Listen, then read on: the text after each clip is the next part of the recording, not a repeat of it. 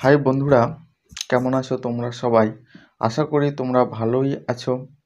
আর আজকে আমি আবার একটা নতুন ভিডিও নিয়ে চলে এসেছি তোমাদের সামনে। ভিডিওর থাম্বনেল দেখে তোমরা বুঝেই গেছো আজকের টপিকটা কি। তো বলা যাক যে হাই মাদ্রাসার যে সাজেশন, এই সাজেশন তৈরি করার অনেক কষ্টের, কারণ আমরা হাই স্কুলের সাজেশন পেয়ে যাই, কিন্তু হাই মাদ্রাসার যে সাজেশন, সেই সাজেশন অত্যন্ত সব জায়গায় পাওয়া যায় না সব কিছু।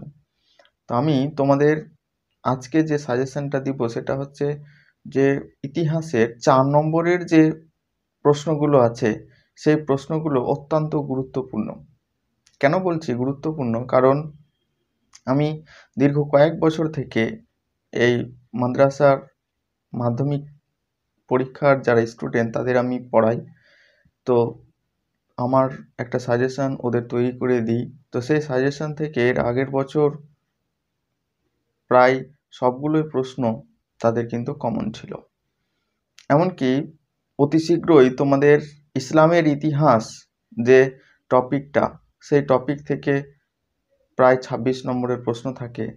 সেই সাজেশনও তোমাদের কিছুদিনের মধ্যে আপলোড করে দিব।